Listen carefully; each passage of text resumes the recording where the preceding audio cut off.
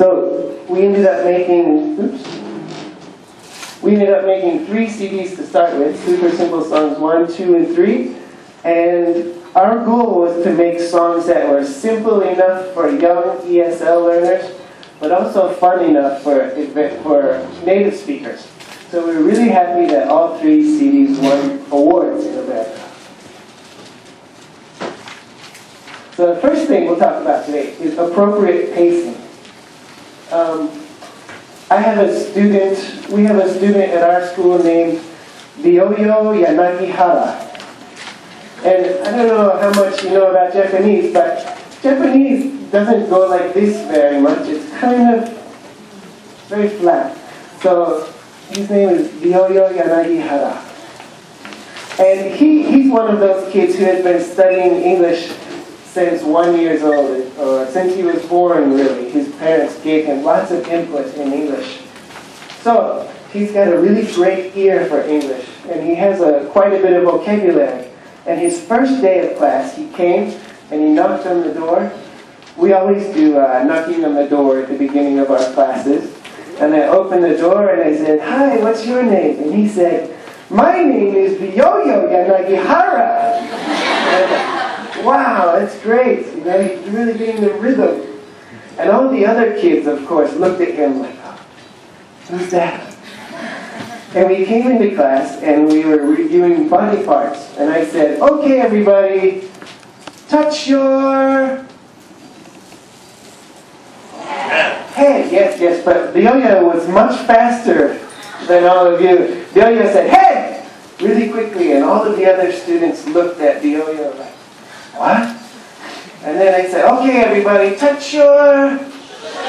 Yeah, again, Ryoyo is much faster. Much faster. And again, the kids looked at Ryoyo. And then I said, "Okay, everybody, touch your..." Yes, but Ryoyo said, "Nizan!" And everybody looked at him, "Nizan?" But of course, Ryoyo had learned his body parts from head, shoulders, knees, and toes. So for him, I think this whole area down here is knees and toes, or something like that. So even for someone who is really a great student like Ryoyo, songs as simple as head, shoulders, knees, and toes can sometimes be too fast for our students to really hear all the words. So we wanted to make songs that would be slow at first, and then we could speed things up. There are so many great CDs with faster versions, more suitable for native speakers. You can always move on to those. So we're going to start. I know everybody knows head, shoulders, knees, and toes, but we're just going to warm up with a quick version of head, shoulders, knees, and toes. Everybody stand up, please.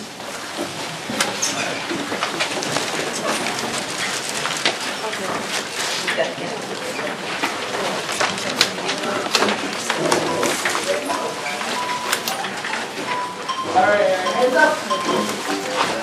Head.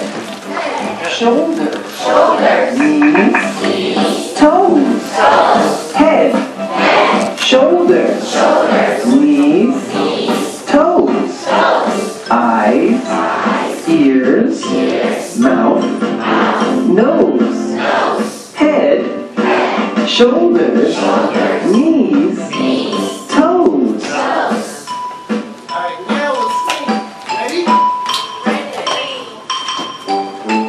Head, shoulders, knees and toes, knees and toes. Head, shoulders, knees and toes, knees and toes. And eyes and ears and mouth and nose. Head, shoulders, knees and toes, knees and toes. Thank you.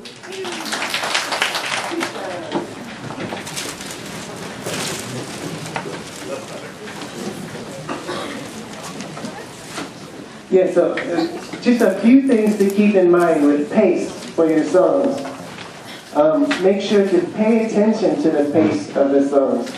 One thing that can help you when choosing songs for your class, if it's too fast for you the first time you hear it, then probably going to be fast, too fast for your young learners, even after the 5th or 6th or 7th or 8th time. Play the song in the background first.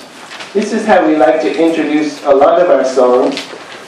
For example, if I'm going to introduce head, shoulders, knees, and toes to my students, I'll play it the week before while we're doing some coloring activity or some other activity.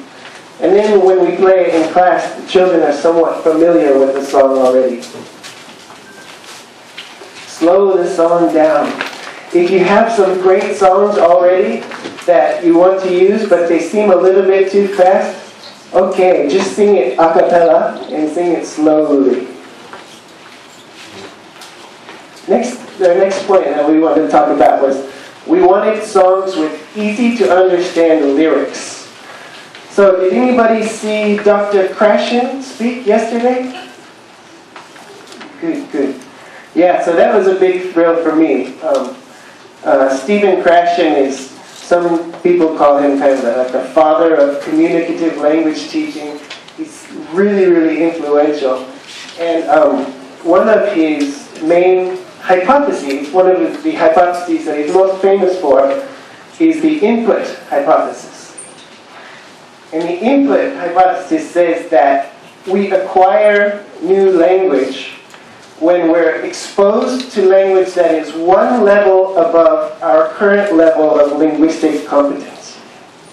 So, if I'm at, my language level is level I. If I have language that is just one step higher than my ability, I'm going to acquire a lot of new language. But if the language that I'm getting in my input is 3 or 4 steps higher, it's too difficult and I'm going to tune out. I'm not going to pay attention. And if it's lower than my level, it's just not that interesting. I'm not going to pay attention.